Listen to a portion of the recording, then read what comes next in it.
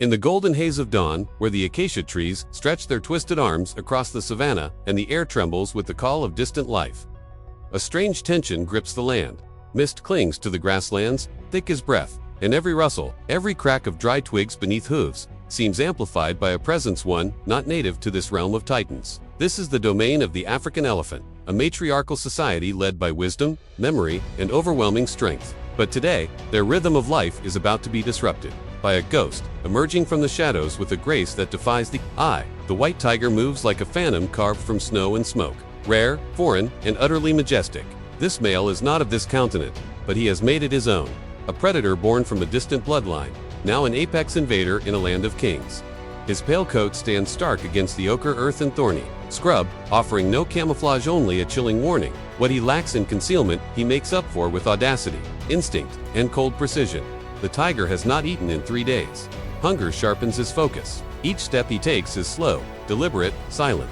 His pale eyes, blue like cracked ice, scan the vastness of the terrain with the calculation of a predator who hunts not by numbers, but by necessity. This tiger does not belong here.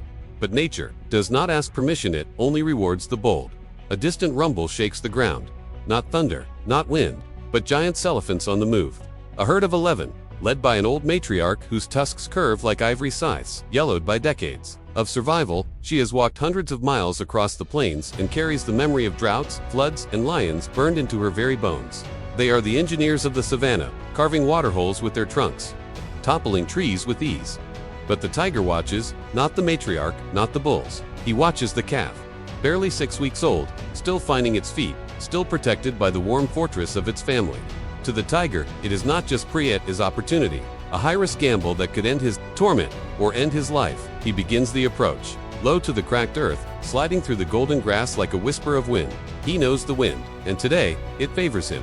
The scent trails away from the herd, masking his approach. Every muscle tenses like drawn steel. The ghost of the forest has learned to dance on foreign soil. The elephants halt, ears flare, eyes scan. The matriarch raises her trunk and tastes the air. Something is wrong. A twig snaps and the savannah erupts. Trumpets split the air, deep and thunderous. The matriarch charges forward, her mass a living wall of fury and instinct. Dust clouds churn into the sky as the herd snaps into a tight circle. Trunks reaching, legs shuffling, bodies protecting the heart of their world, the calf. The tiger breaks cover, not toward the center, but the flank. Always the edge, always the hesitation. Claws flash.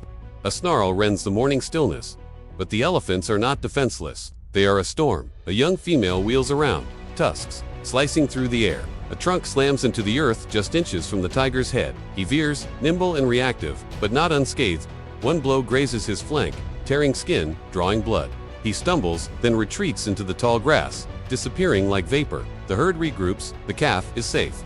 The matriarch trumpets again, a sound not of warning, but defiance. In the distance, behind a veil of thorns, the white tiger licks. His wound, blood seeps into his snowy fur. The pain is sharp but familiar. In this land, pain is not weakness, it is instruction. Failure is not death, it is evolution. He will remember this moment. The angles, the rhythms, the space between courage and caution. For this is Africa, and Africa gives nothing for free. As the sun climbs higher, casting long shadows over the golden plains, balance returns. The elephants move onward, the calf stumbling after its mother, and somewhere beyond sight, the white tiger watches. Always watching. This is not a story of invasion or intrusion. It is the raw narrative of survival, of predator and prey, of unfamiliar strength against ancient order, of a lone hunter writing his name in a land not his own. In the realm where giants roam and the sky never sleeps. The white tiger is not just an outsider, he is legend reborn.